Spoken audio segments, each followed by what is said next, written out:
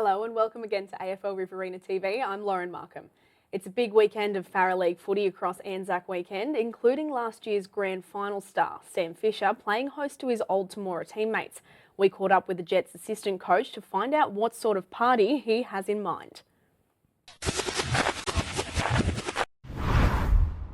think it's going to come a lot from down the ground, like our on-ballers and backline players, that we can put pressure on from our forwards to our back sort of thing, and just try to get the delivery so it's not lace out. There's not much you can do when you get hit Wallace or Harpley on a lace out lead, so just pressure down the ground I think would be the biggest thing.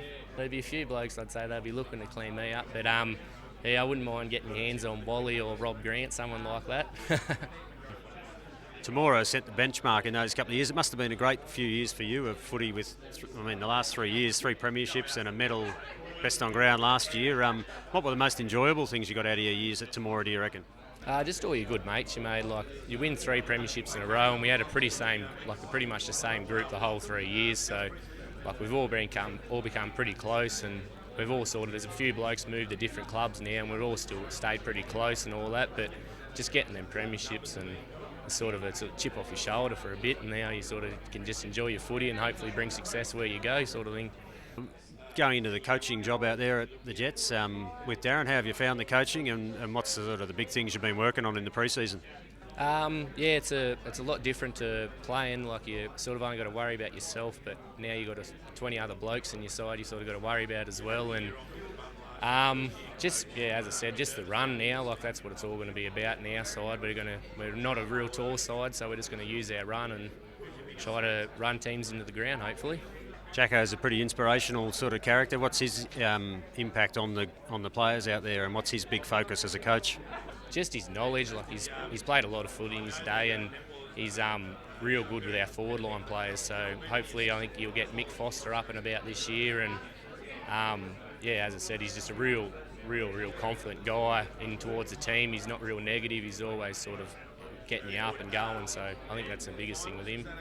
Yeah, as I said, we've been working a lot on our running game of footy and just attacking the corridor footy. So hopefully we can bring that in, where sort of the last couple of years it's sort of just been stoppage footy they've been working at. So now we've got sort of the stoppage with a bit of run. I think we should be pretty successful this year.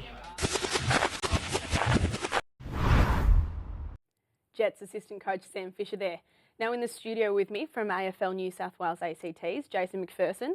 You've got the job as the rep coach this year. What are you and the selectors looking for when you put the side together? Thanks, Lauren. Thanks for having me. Speed, skills, and just individuals that want to play. Just want guys to have a bit of pride in the jumper, and for individuals to put their hand up and play and represent the league at that level. Yeah, so footy now on the Anzac weekend. So Friday night we've got the Rock and Mara. The Bombers were kind of outclassed by Temora last time. Can they turn it around against the Rock? I don't think so. Too many injuries to Mara.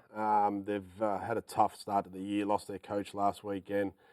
Clint Taylor's out. Their A-graders are out. So the Rock are building. They've obviously recruited really well from the Ovens and Murray. I see the Rock, winning by at least 3 or 4 goals on Friday night, which will be a cracker at Robertson Oval under the lights. And then on the Saturday, the Hawks are at home. They've got North Wagga. It's a little bit of a rivalry happening there. Do you think the Saints can show what they've got?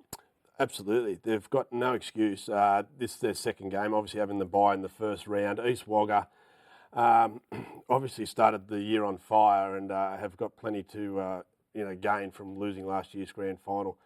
What worries me about East Wagga is 2/3 of their goals have come from their spearhead full forward Mark Geppert. Shut him down, I don't see another avenue to go. I may be wrong, but I see East Wagga winning this one. But North Wagga, it'll be interesting. They'll see where they are at the end of this game.